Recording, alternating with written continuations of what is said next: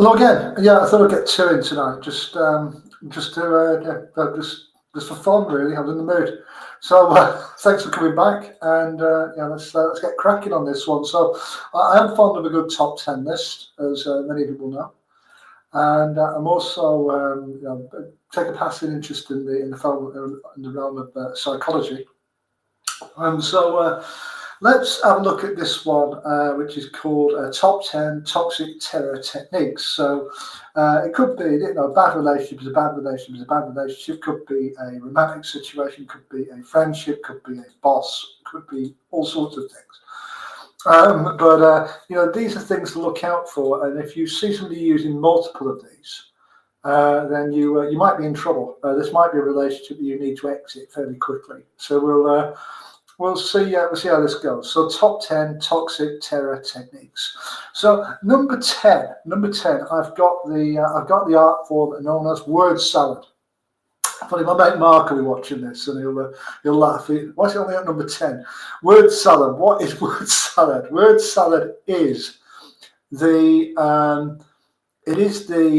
art form basically of kind of saying 1,000 words while saying precisely nothing. A lot of politicians use word salad in interviews. When they get cornered on a difficult point, and then they'll kind of go around the houses and they'll say an awful lot, and then you come away from that interview very often with politicians. You come away from the interviews with them far more confused and far less clear about things than when you went in. That's a good indicator actually that word salad has been used. Word salad is often used to stall. It's a form of stonewalling, from enough, which could and should have been included in this list as well.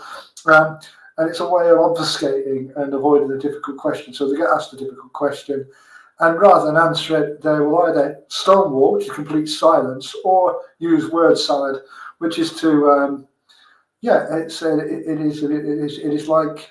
Remember alpha bites. It's like those, in salad form. There's a lot of words there, but they mean nothing. They're just empty words. To buy time, still tick the box of having answered the question and then move on. I hope that you do. Number 9, I've got weaponized withholding. Now, weaponized withholding. And this could be all sorts of things. It could be intimacy. It could be communication. Could just be sincere communication.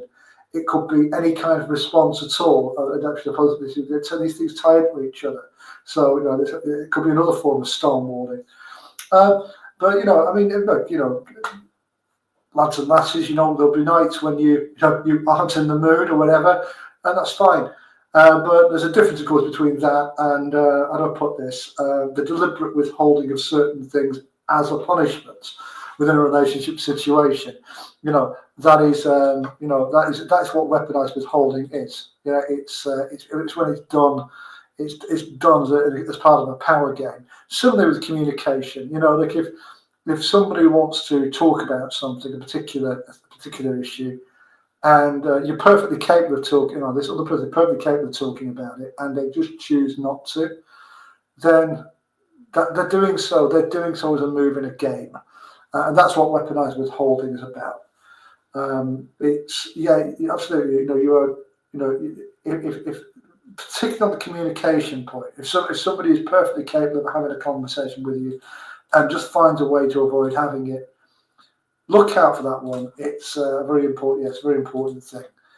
Number 8, I've got future faking. A good example of future faking is, and it ties into one that's coming up in a second. The future faking would be I can see us in 5 years' time, and we're going to have a big house, and we're going to have a couple of kids, and I'm going to have a great life, and we're going to work from home, we'll have our own business, we'll have lots of money, we won't go without anything, just get through this current shitstorm, just trust me through it, sort of thing.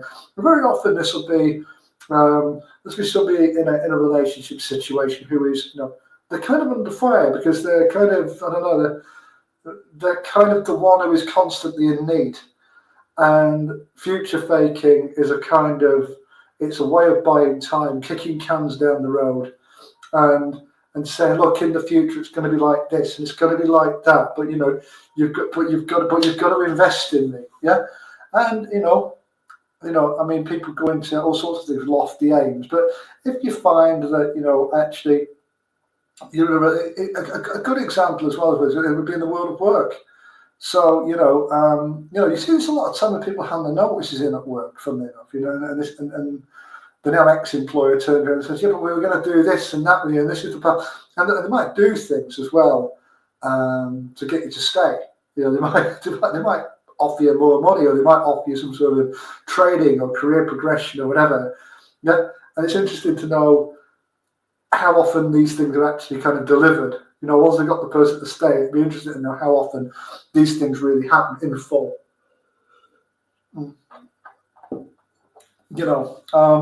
if you're in any kind of situation like that where it's all future and no present, yeah, nothing ever happens in the present, it's all chatter about what's going to happen in the future, it's a red flag. I'm not telling you what to do, but it's a red flag.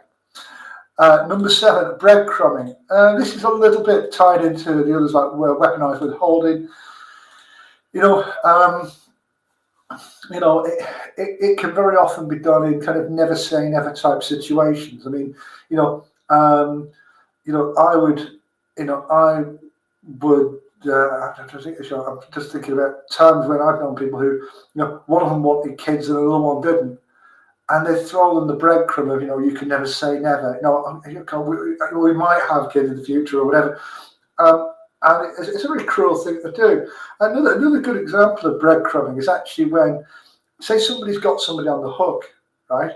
So you've got somebody who is interested in somebody else, and they don't know how the other person feels. And there's this rather cruel thing that happens sometimes, and it could be a woman doing it to a man or a man doing it to a woman. I've seen both. Where rather than just let the guy go or the girl go, they breadcrumb them. They throw the odd little scrap of whatever out and keep them in the game. It might be the odd bit of nice communication, the odd bit of, the odd bit of chat, the odd bit of how are you. But actually, what you need to do is make a clean decision one way or the other. It's a very cruel. Breadcrumbing can be a very, very cruel thing to do. But when you realise that's what is being done to you, I'm not telling you what to do, but there's a good chance that's a relationship or a situation you should get yourself out of at the earliest opportunity. Number 6, probably the evil sister of breadcrumbing is lovebombing. Now, lovebombing is seen very often at the start of relationships, and in many ways, one of the red flags that a relationship is going to be a disaster and potentially abusive is, in fact, the fact that it is too good to be true in the beginning. And if you see a relationship that's too good to be true in the beginning, there's lots of I love yous after about a fortnight and lots of romantic gestures, and but that's all very performative. The odds that you are really absolutely sure that you have met the love of your life after a matter of, well, not very long, are very low indeed. And there's a very good chance that this is love bombing as opposed to something more authentic. And when people love bomb, well, you can't keep that facade up forever, and they probably have quite a twisted view of how love and relationships work anyway in the first place. Another place where you see love bombing quite a lot is in cults. Now, cults will deliberately latch on to people who are lost, confused, lacking direction. Maybe they've been a little bit love-starved in their earlier life. Maybe they haven't been given any attention by anybody, and they will give them that attention. They will tell them that they are loved, that they are chosen, that they are special, that they can come into a magical community where they will feel that all those things that they maybe haven't felt previously. And they are love bombed, and they are, of course they are future faked because they are promised eternal bliss and peace and heaven on earth and all that other crap. And so look out for love bombing. It's normally a sign that things are not going to end well. So next we have number 5, the classic one, the guilt trip. The guilt trip. We have so this would be just how much this means to me. You need to do this, or you need to let me do this. I've known a situation where somebody said that if you don't do X, Y, Z, I'll kill myself. What the fuck are you supposed to do about that? It's an awful thing to do. It's an absolutely awful thing to do. It's when somebody doesn't want to do something, and they're within their reasonable rights to do so. Playing guilt and appeals to guilt and things like that is a classic logical fallacy. The appeal to pity, they would call it. Look, anybody who's doing that is clearly not got any respect for you and no respect for your boundaries either. So just consider your future on that one. Leads us neatly into number 4. And I put for number 4 any boundary violation. Now, boundaries could be physical boundaries. We'll come to the number 1 for that one. But it could be stuff like financial boundaries. It could be that actually, look, that's both your money and one side of a joint bank account, say, it does not have the right to go and just spend your money, collectively your money, on themselves without any notion of consent, or consultation, or asking for permission, or anything like that. If it turns out they've gone and gambled it away, that's a boundary violation. But there's other things as well, like snooping on people. I've heard stories about people, reading up on people's emails, checking their phones, following them around, people following their own partners around. Look, when you're doing things like that, it means you don't trust the person. So maybe there's a bigger issue here. Instead of going to the level of violating boundaries, then ask whether you trust that person or not. And if you find you are the one whose boundaries are being violated, and actually you're not doing anything wrong, then again, weigh up your options, because you need to. The number 3 I've got here is triangulation. Of course I was going to have triangulation at number 3. Right, of course I was. What is triangulation? Triangulation is very simply where person A will get person B and person C competing against each other. And I've been on the receiving end of this one, actually, the romantic sphere. And you might get, and a very, very classic example of a triangulation used to take place was on the Jerry Springer show. So they get the guy and say the current girl who he was with in whatever capacity, and then they get like the ex-wife or something would come out, and the two women would scrap, and you'd normally have this douchebag sat in the chair with his popcorn watching 2 women fight over it. Well, there are variations on the Jerry Springer show that go on all the time in real life. You might get a man getting 2 women, or a woman getting 2 men fighting over them. It's a very cheap way to meet a very kind of shallow need within a person. It gets them attention, I guess. And I suppose sometimes you only realise you're being triangulated in the moment, and that's sort of a very simple piece of advice for anybody in a triangulating situation. It can also happen with the boss and 2 work colleagues. I've seen that happen, where bosses will get work colleagues fighting each other, competing to impress the boss. Adolf Hitler used to do that, by the way. So if you catch your boss doing that to you, mention that point. It happens within families as well. You'll get mum or dad playing the kids off against each other, playing the kids off, getting the kids to compete for more, the parents' approval. It's awful. It's an absolutely awful thing. It creates horrible mistrust between people, and also people who've been on the receiving end of this and have had that done to them can very often come out the other side with very serious trust issues, wider trust issues. And so, look, if you find yourself in a triangulation situation and you have the means to get out of it, relatively peacefully, I think you know what I'd suggest you do. It's up to you, but I think you know what I'd suggest you do. Get out as soon as you can. Number two. Well, it's our favourite from today, actually. It's gaslighting. Gaslighting is, I suppose that gaslighting can be very, very quickly summed up as the art of messing with another person's mind. It's when you screw up with a person's sort of perception of reality in particular. And the word gaslighting comes from the 1930s turned into a 1940s film called Gaslight, in which a man basically drives his wife insane by switching lights on and off, moving stuff around, opening, closing doors, and that kind of thing, and creates the impression that then becomes the perception, then becomes reality. This poor girl's going crazy. Now, no, you'll understand. You might understand that you're being gaslit when certain things happen. So you might have an event that you saw with your own eyes or heard with your own ears, or both, and somebody will try to tell you that never happened.